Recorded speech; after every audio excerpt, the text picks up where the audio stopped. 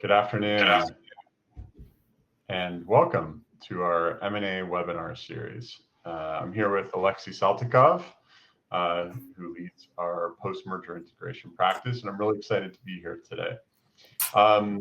So, integration planning and pre-close readiness. Are you ready to integrate? Are you ready for day one? For most companies, acquisitions and integrations are among the largest projects they will ever undertake in their history. Because these events are relatively rare, many organizations lack the experience needed to properly prepare and execute. Effective integration planning and pre-close preparation are essential for a successful post-merger outcome.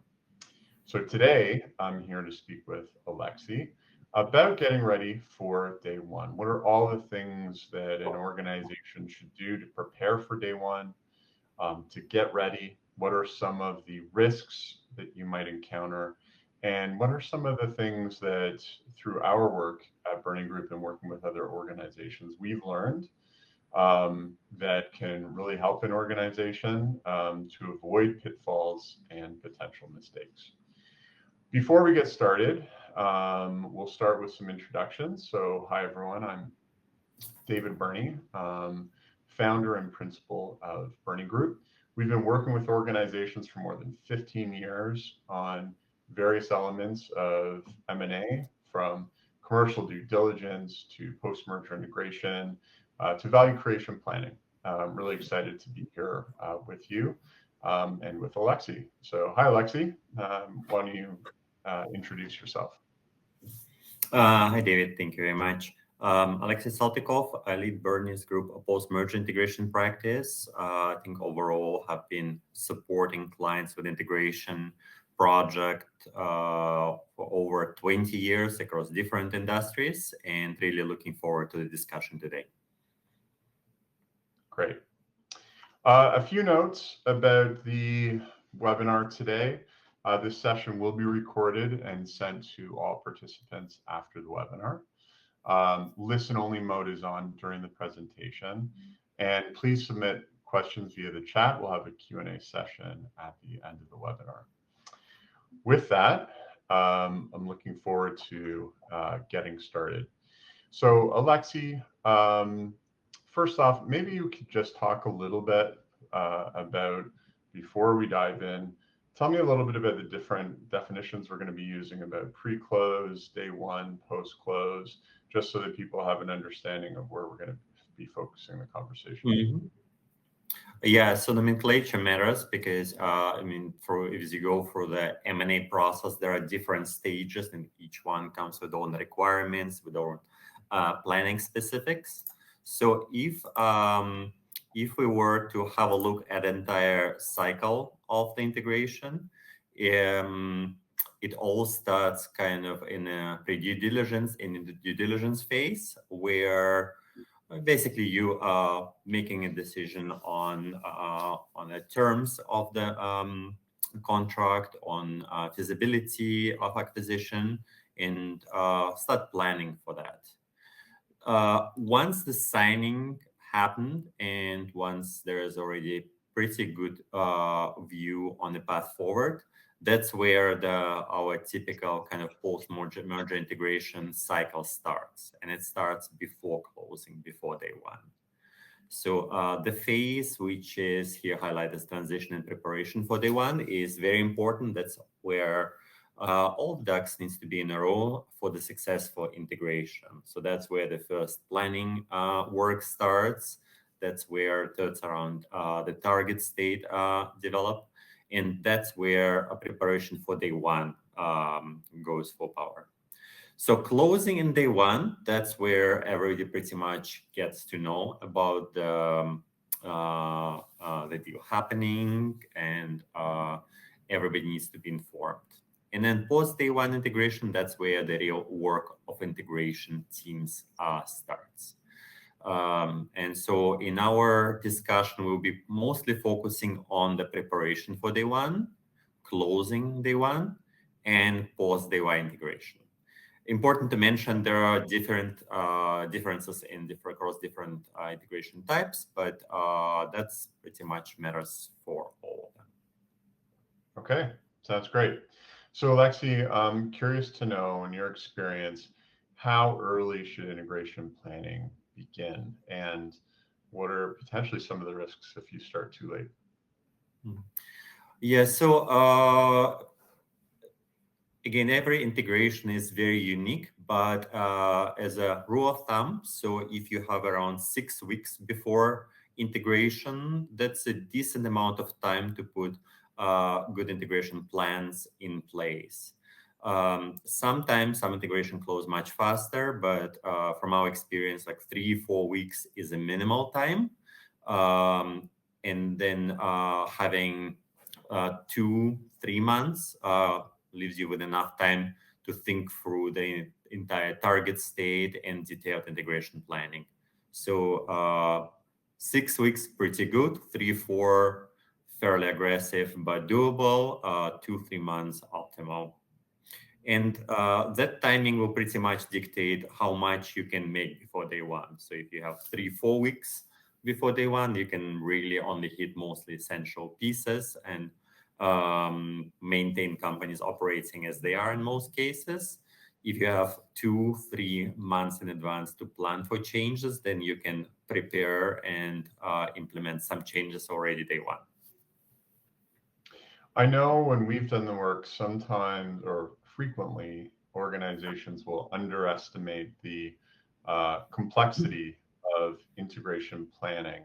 So, why does that happen, especially from some of the more experienced organizations who've done this many times? Why consistently do we find that there's not that preparation, that thought put into the preparation? Well, the one point is, even if if organizations went for integrations in the past, it's still fairly rare events in the lifespan of organizations, and they're not happening every day. And so that means that there are not everybody in the organization went for that. Not everybody has experience. Secondly, integrations are complex. They span across the entire organization. So if you think about every single work stream, everything from operations, technology, back office, finance, HR, so you need to coordinate all the pieces to make it happen. The third piece is companies often are really good in running the day-to-day business, but they really don't have tools or capabilities to support integration. They don't have integrated resources. They don't have a team that can focus on integration. And the fourth, and I found very underestimated element of that is integration is actually a mix of hard and soft topics. So such topics as culture or clash of two cultures, as change management, becoming very important in the context of integration. And companies are not always good in managing both sides, practical and soft side. Yeah, I found that because the acquisitions are frequently with other businesses that the organizations know well, they just assume that it will be pretty natural to have that organization come on, and often they don't think about the integration's a project unto itself, and you need real time, energy, and resources against that project that didn't exist before the acquisition. So yeah, I find that it can definitely be underestimated. Do you have any examples? It's always good to hear, sort of mini case studies. Do you have any examples where perhaps the planning for day one was underestimated and what the impact was?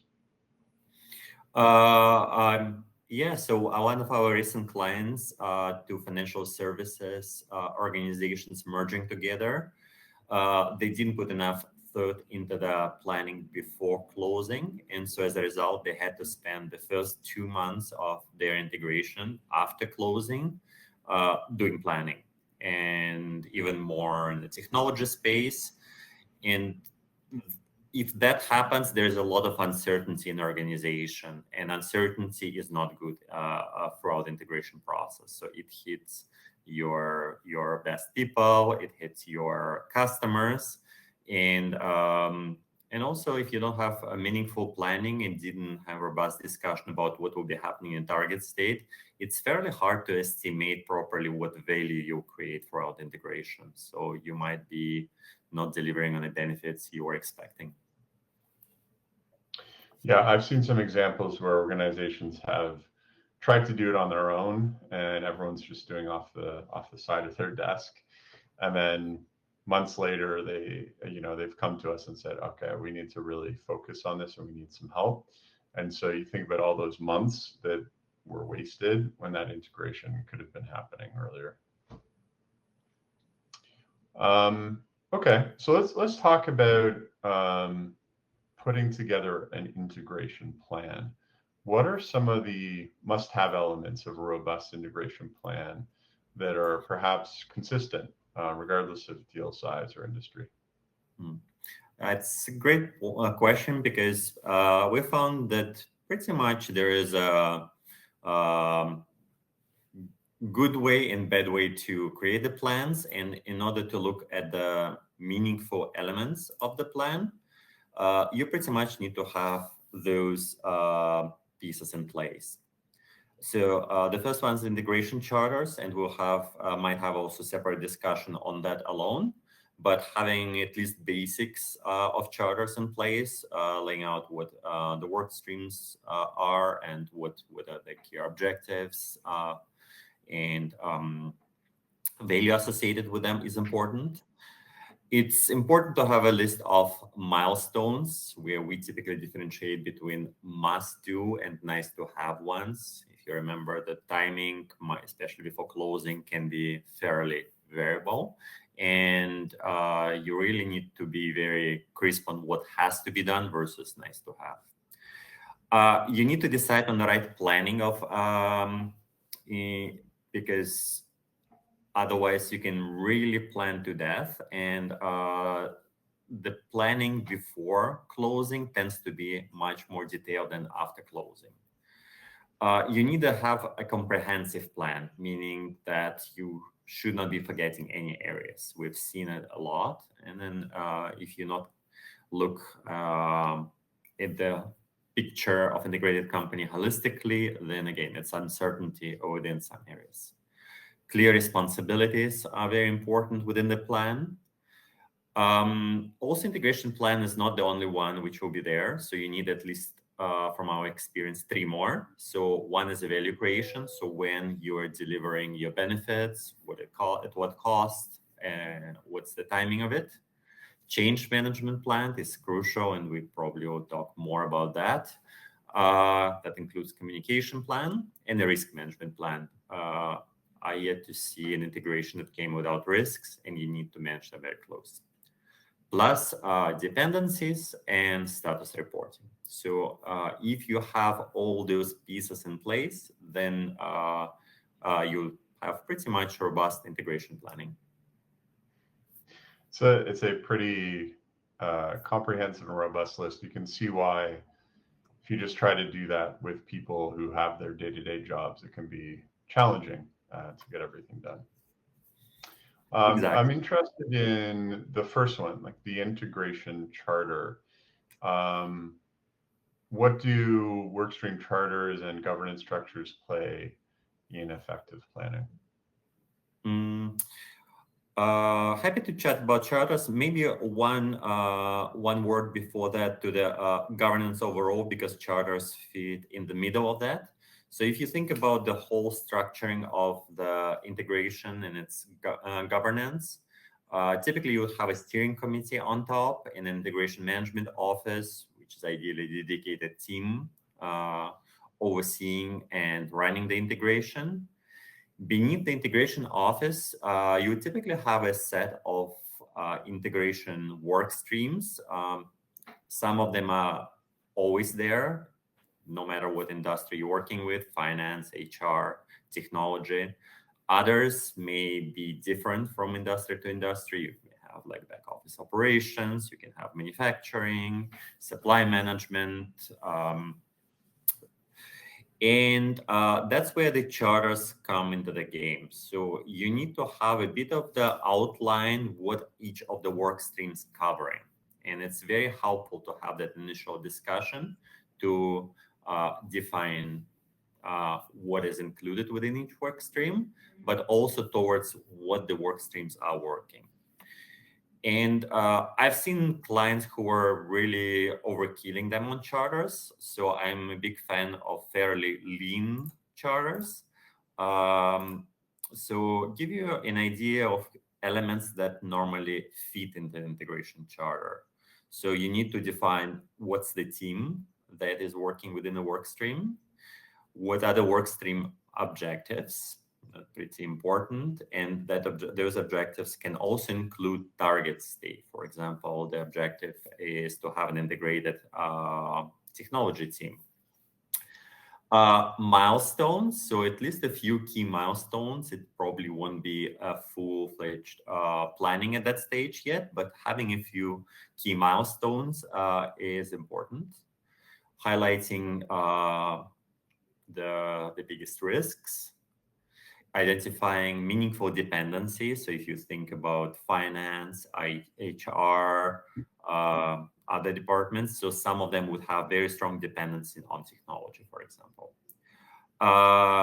Any priority themes to be addressed, change management activities, sources of value, and some additional information. So that's kind of a good one-page review of key information required for a charter.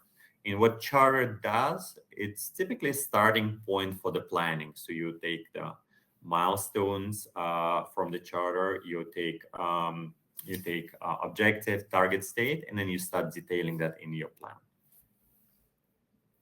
Great. And then if you go to the prior slide, Alexi, just looking at a typical team, would you have a charter just at the steering committee level across the entire organization, or would there be one for each of those different, with each work stream, sales, marketing, et cetera? Would they all have their own charters? Or would you even go more detailed? Would there be multiple charters within a given work stream? Mm-hmm. Yeah, you don't really need to go crazy on charters, but you need to have one charter per work stream. With a small disclaimer, it depends how you cut work streams. So sometimes if one of the topics is really important, like we've seen a client for whom the topic of integration of HRIS system was extremely critical, and it was a huge undertaking. So there was separate team dedicated just to that, separate work stream. And so in this case, you might have a charter for that particular work stream. But yeah, typically it's every work stream as you define it within the integration. Okay. And then as you think about the integration team itself, as we look at this page, how would let's say a mid-sized or a larger organization, let's say anywhere from 500 million to $1 billion in revenue, as an example, how would they think about staffing up an integration team along different work streams and also in terms of the integration management office? Well, here's the thing. So many companies, their first inclination is to do it on the side of their desk, and that's not necessarily the right approach. So integration management office must be staffed with the full-time resources. They could be internal if there is experience in the organization, or external, getting somebody into the boat who has experience and work with the tools and brings the knowledge. So it could be contracting resources, could be consultants, but you need to make sure integration management office is properly staffed. From my experience, it's very helpful to have an internal experience leader who went for a number of leading integration management office from the client side, and that person should be really very well known and respected in the organization. Then if you're thinking about each work stream, so typically the best approach is you start with resources that is a combination of both organizations. So this way you have access to knowledge from both organizations. And the leader who is typically would be the leader leading that area, that team in the organization post-integration. You need to have a sponsor assigned to each work stream because there will be some key decisions that need to be made. There will be asks for funding within various work streams. So you need also to have a typically C-level sponsor for each work stream. Okay, great. Yeah. If there are not enough resources within the integration team for some of the work streams, we always would recommend our clients to add additional temporary resource. Again, could be a temporary contractor, consultant, to provide additional hands-on report if you need to start crunching through the data, through the HR templates, create benefits overviews, etc. Because very often people do not have enough capacity to support the work streams. Right. Yeah, and I've seen that for particular initiatives or like with HR, if there's a transition of HRIS or benefits, like there are specific activities where it does make sense to bring people on, and often people with particular areas of experience or expertise to support that that integration as well. Exactly. And one very important piece is actually at the bottom. So change management. So that's one of the most underestimated elements of integration. If you do not have change management team in place, support across all the work streams, from my experience, every second integration would not deliver on expected value, if not more, because integration consists out of number of different project initiatives, and each of them is new for the huge number of stakeholders, internally for employees, externally for customers. And pretty much each of those changes, either it's consolidation of the system, migration to the new process, org changes, product changes, etc., that all needs to be wrapped into the change management support from communication, training, coaching, materials, manuals. That's a very important piece, and we've seen many clients really underestimating that. Okay, so now I know that a lot of the work that's done is post day one, but as you think about, this focus is really getting ready for day one. How detailed should integration plans be before day one? And what's the right balance between flexibility versus precision? So I would say following. So before, you want to be fairly detailed before day one, before closing, because a lot of activities will have a bit of a checklist nature. So you really need to work for a number of things. Even more details come during day one. So if you think before day one, you plan activity level. During day one, you plan pretty much on hourly level, because you want really to sync the communication, being on site, messaging coming out to management, to employees, to customers, to key vendors.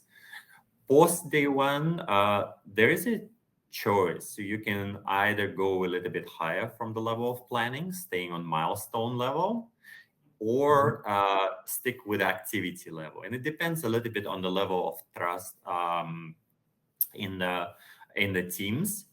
Our experience is that probably, you reduce the detail of planning post day one. I always recommend clients to stick with a milestone level, and maybe only for the critical activities, for critical projects that need to be delivered fast. Like sometimes it's a migration to the new org design, or consolidation of HR systems. So that one might still be planned on activity level. So the answer is it depends, but it's definitely not as detailed as before closing. Right. Okay. In terms of if you're going to prioritize and think about key topics that integration teams should prioritize before closed versus those that are generally okay to say, you know what, let's get through close and then we can get everyone together and figure them out afterwards. What are those critical ones that you really need to make sure you have right before day one? Yeah, you're absolutely right. Typically, you wouldn't be trying to tackle all the things before day one.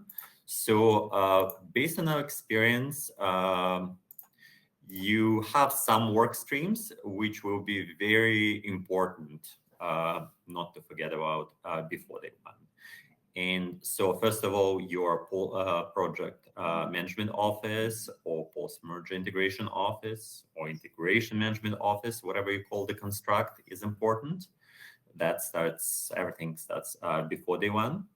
Then communications, extremely important to get right the narrative, messaging, make sure that there is a proper communication to every stakeholder group. HR or people, also important to get right from several angles.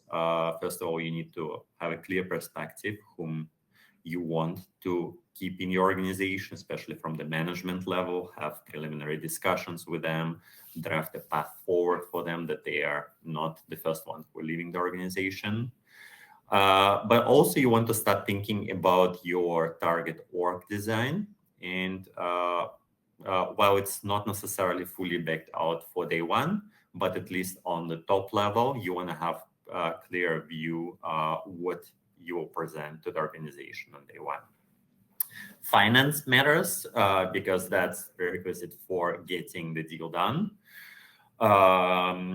Plus legal. So there will be some legal requirements that need to be in place. It depends again a bit on the industry, but legal is always very active before closing, before day one. Regulatory, depending on the industry, might be also quite important, especially if industry is regulated. So getting licensing, getting notifying regulators needs to happen. And I've seen in the past technology that work stream can vary. In some cases, it's just everything runs as it is as of day one. But I've seen companies that as of day one want to switch already to the new email and have one presence. So as minimum, you need to assure that technology is there and continue running post day one and supports both organizations. Post day one, and then for most other work streams, what happens or areas, you kind of want to maintain and understand the status quo.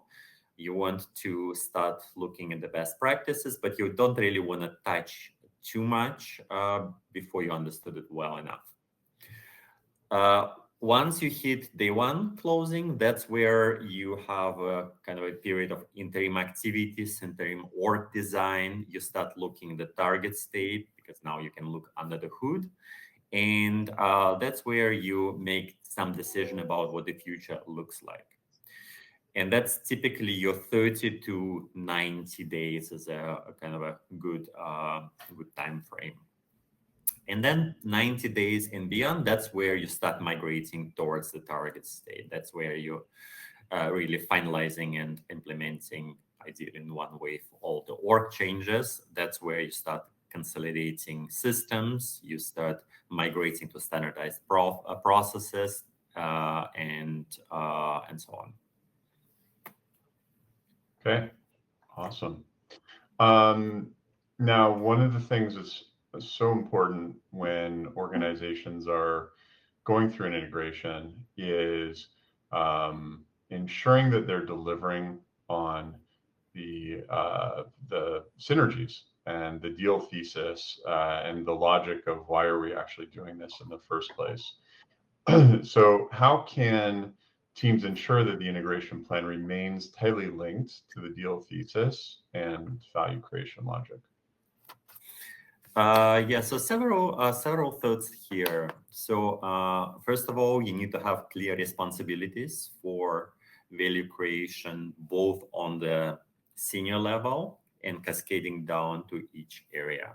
So every executive should be aware what his or her area needs to deliver on value, either it's within sales or technology or people, finance. So there should be a clarity about that. Secondly, linking value creation to the milestones is important because, I mean, if you haven't planned some changes in the milestones that supposed to deliver value, you won't get it. An example, you were planning to sunset one of HRS systems and it's baked in the benefits. So you need to have milestones associated with that. At the same time, timing is extremely important so that you also time things within the planning exactly as it was within the initial estimation. And you need a central way to track and report on the value you are capturing or planning to capture, because there's always a benefit side, but benefits come at a cost. So sometimes you also need to put some integration fees and expenses into that calculation as well. And so typically the task sits within the IMO, and the IMO works with all the work streams to identify, to track the benefits work streams have identified and delivering towards. Excellent. And one question that frequently comes up is organizational changes. And I think when I speak with leaders, they're always curious to know, how quickly should we be thinking about our organizational changes as you approach day one? Is it a big bang? Are we going to have our target state organizational structure in place immediately on day one? Does it come later? What's your experience as to how long it takes and when that should be implemented?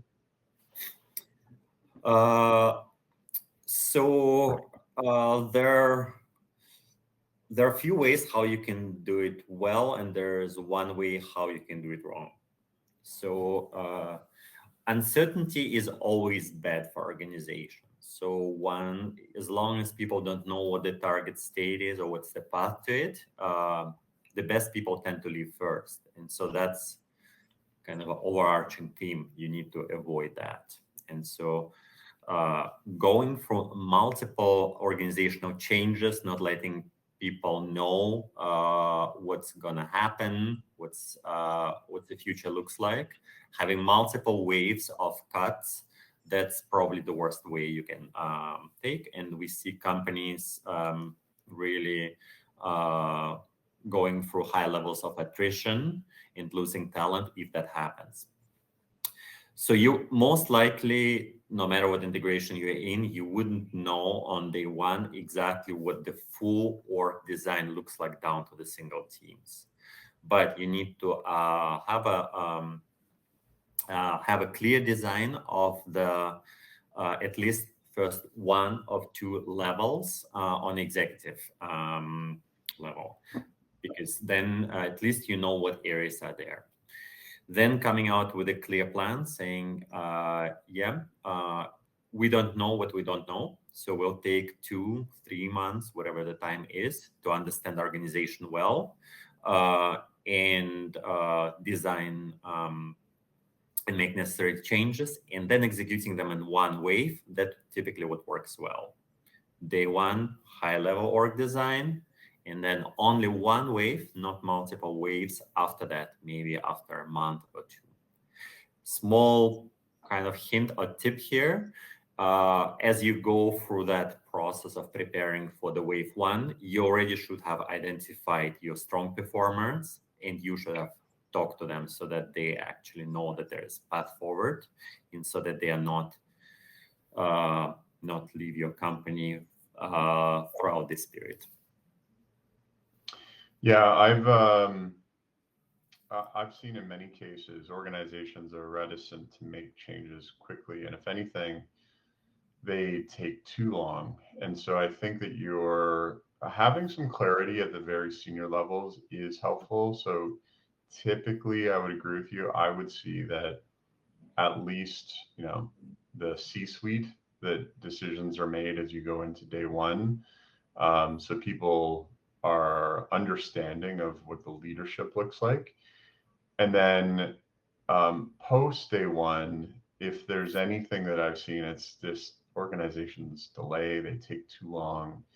Um, they want to make the right decisions, but often that leads into a situation where you're making, death by a thousand cuts, where, oh, well, we got to make some changes here. But, often it's the best people that your best people are the ones who are going to be able to find that next opportunity most easily. And so you want to give them some certainty and you want to make those organizational changes quickly. So you know that who's on the bus, who's on your team. You want to make sure that they know they're on the team and then just move forward. Yeah, I couldn't agree more. Okay, let's talk about the actual day one. So it's now, we've done all the work, signed all the contracts, um, all the regulatory reviews are out of the way. We're headed towards day one. Let's talk about what a great close, what a great day one looks like. Maybe talk me through one of your clients as an example. Like what were some of the things that were going on? What did that look like?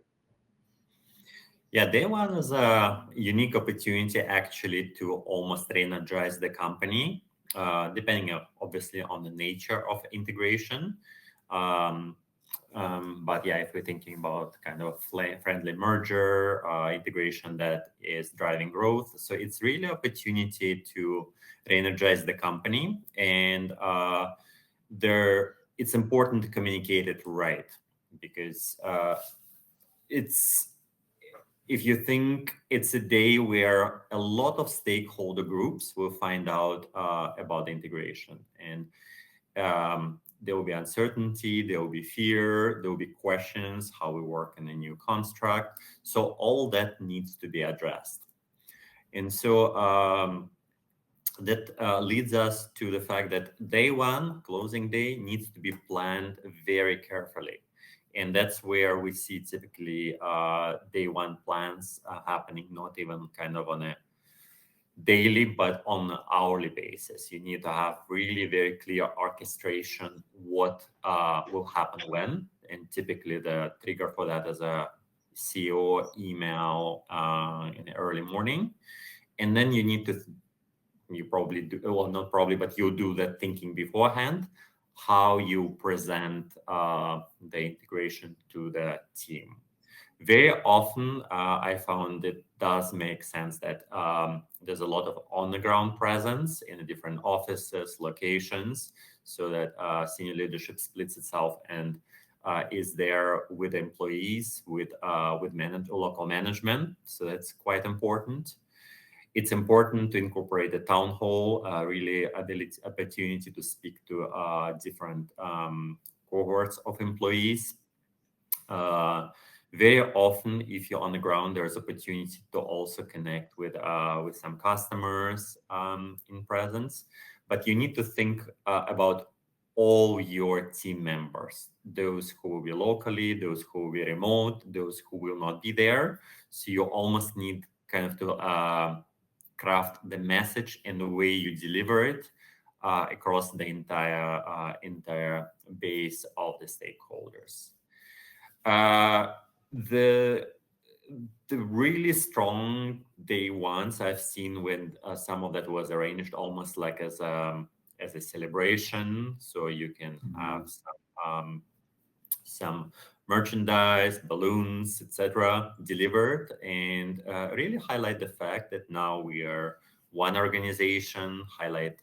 Introduce organizations almost to each other, and build up the momentum, how much the integrated new organization can build together.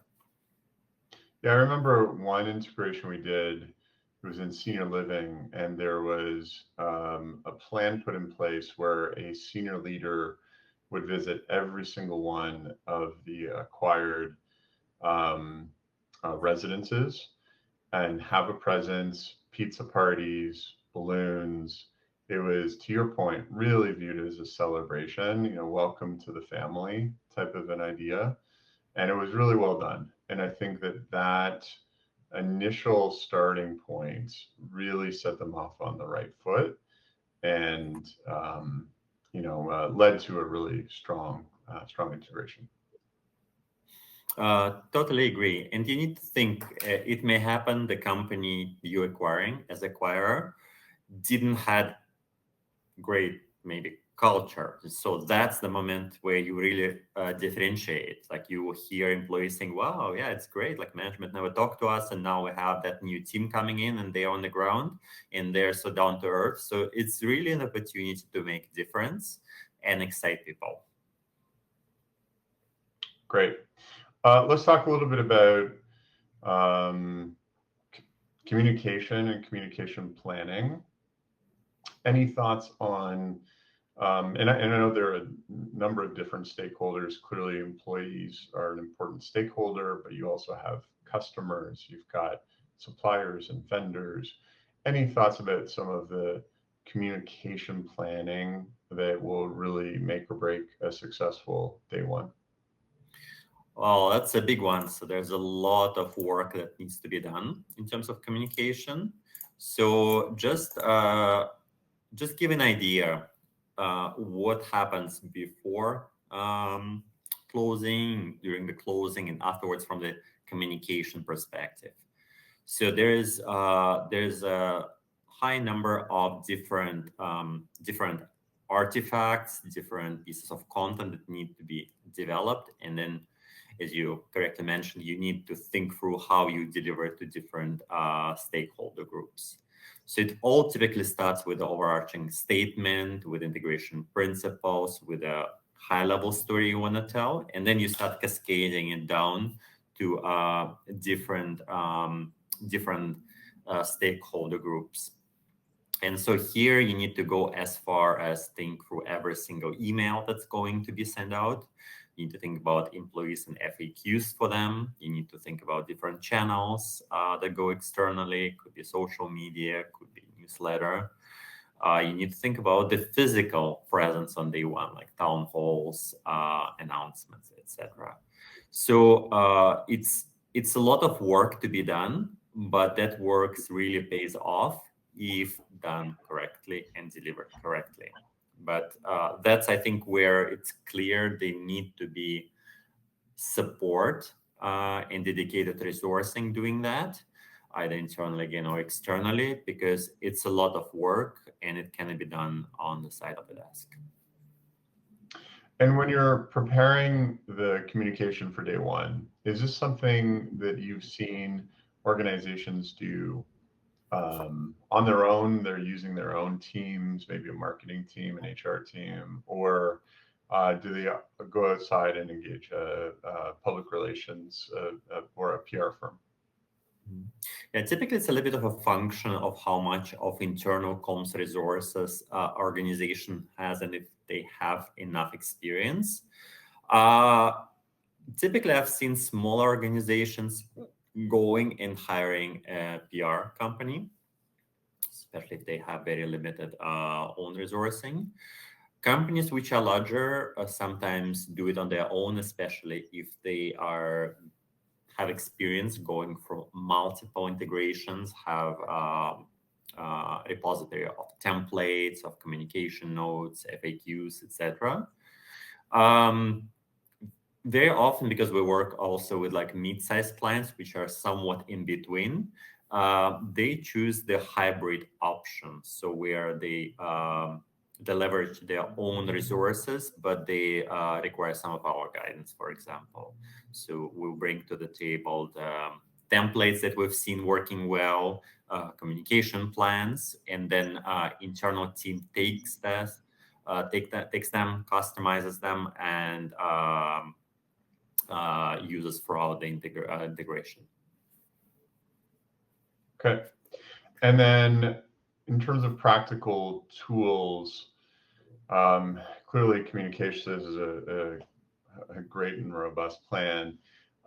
Do you have any examples of like a day one run of play? Like what are the types of artifacts that organizations are preparing to get ready for day one?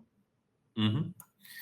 Yeah, so that gives a bit of an idea of what a typical run of play looks like. Obviously, it can be different in format, can be different in medium used, but as you see here, you want pretty much define what happens before the closing day, in this case, before the December 31st, that what happens a couple days before, day before, and then for the day of integration, for the day of closing, you pretty much, as here, want to define hour by hour what's going to happen. So, like setting up the rooms night before, launching press releases, launching CEO communication, meeting with the management team. Then those are getting cascaded down to the team. So, so that's something like very typical, and you really need to write that in all the details, develop in all the details, because otherwise it's not well orchestrated. Okay, and that's really like, wow, every hour of the day is planned out. Yeah, and you need to think that you might need that across different locations. So if you have multiple locations, if you have time zones shifts, so that all adds additional complexity. And so you need to be crystal clear who does what in relation to what stakeholder group through what channel. So these are elements of complexity in that run of play. Okay. And I know we're getting close on time, so I did want to be able to talk about some of the common pitfalls. But before we jump there, if you were to emphasize one or two things that every acquirer did prior to get ready for day one, what would those one or two things be? So I think it all starts with having somebody who actually can deliver on integration and help running it. So that's having a dedicated team that's dedicated to integration, lives and breathes that 24/7, and not trying to push it as a bit of a top-up job to existing responsibilities of other team. So having a dedicated integration management team plus a strong leader, that's for me number one. Number two is how you make the org changes, really making sure that you're doing it at the right speed. Again, thinking not doing that for 1,000 cuts. So that's where many organizations really not doing that right. So we've seen it over and over again. It's kind of tempting to do like consequent small changes, but it's so detrimental to the integration. And the third one is actually around soft topics, which we've seen always suffering throughout integration. So you really need to put as much emphasis on change management as of integration. That's where you really need to have dedicated change management resources working with every single team, understanding every single change that integration brings with itself, wrap it into the change management layer, again, trainings, communication, materials, and rolling it out with success. Because without that, so much can go wrong. And that's typically Yeah. change management also incorporates the whole culture topic. Cultural topic, I don't want to underestimate it. Integrating big company with a kind of company that has a startup culture, it's black and white. Yeah, I would echo the need to really be thoughtful about change management and put real time, energy, and resources against it. The most successful integrations we've seen really overemphasize the change management and culture, as you need to think about what the new combined culture will be. And so that is where I see the big differentiator between organizations. Okay, let's jump into our final topic, which is around pitfalls, mistakes, or best practices. So maybe on the we'll start with some early warning signs. Are there things that leaders should look out for that might be indicators that show, oh, there are some challenges here. There's some things that we need to look out for. Yes, there are a few of them, and so maybe I'll click through a couple of them. So, so one is a little bit controversial, but yeah, everybody wants to see nice green report that everybody delivering on time. I yet to see an integration which is always stays green in all the dimensions. Mm, And so yeah. if you as a leader, as a senior leader, see that consistently everything is green through the integration, so something is wrong. So there are always unexpected things, and the best integrations are typically look like report-wise as a Christmas tree that always changes color. It goes to yellow, then it returns back to green. It might jump to red, but then the issue is resolved, so it goes back to yellow and hopefully to green. So that's quite important. If during that, during those green reports, you see that milestones are actually slipping, that's second big warning for me. If the work stream's coming and say, well, yeah, we still have a lot of time to execute, day one is far out, or the deadline, yeah, we can shift it. So you need a rigorous project management and make sure that milestones are not slipping. Sure, there are situations where they can, but it should not be a rule.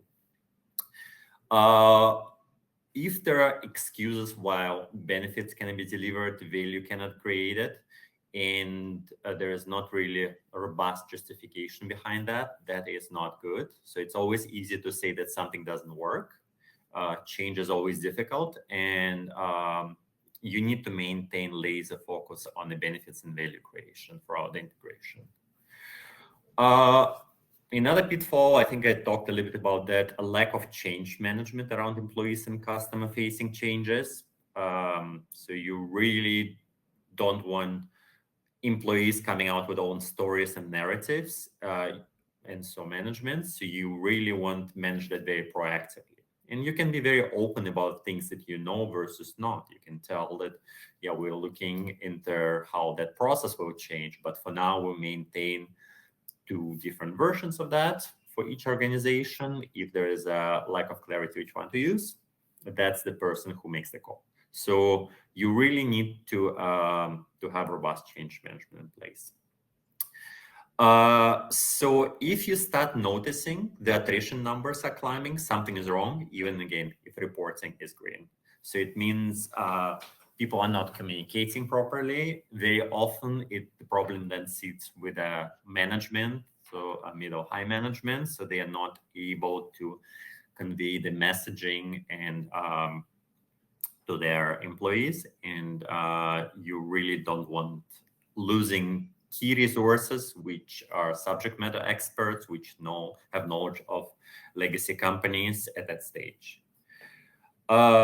Customer attrition. So if you start noticing customers suddenly leaving you, not a good sign. It means customers do have concern. Could be different reasons, but I would always keep eye on that. And also a little bit of a kind of a coffee room talk, rumors. So it's always good to have a pulse on that. And so if you hear people are unhappy, people are insecure during lunch, there's something, yeah, well, I don't know if I'll work here tomorrow. So all those things are also not good signs for the integration. Great. Those are some very good points. And then Alexi, I know that there are organizations that will do a lot of M&A. If you think about an organization that is planning on doing multiple acquisitions or multiple integrations, how can those organizations ensure that the lessons they learn through one integration are institutionalized or captured and institutionalized for future integrations? I mean, the ideal situation would be where you keep every person who was participating in integration for the next one. Unfortunately, that's not possible. And so what you typically want to do, you want to learn throughout each integration and capture those learnings. So typically you want to have, especially if you go for a number of integrations organization, you want to create integration playbook and continue building it out with the time, because integration come in different forms and shapes. And so capturing how, let's say, integration of a small company goes, how an integration of the single asset works. So you want to do all that. So as an example, integration book. So typical integration book would have a number of things. It can define what types of integration we can go through. They can be very focused. They can be geographically spread. They can be complex, simple. You want to capture your best practices. So what's the best way to integrate HR? What's the best practices to integrate finance? What you compare and update your benefits plan. So all those things need to be captured. Playbook needs to have the detailed roadmap for every work stream.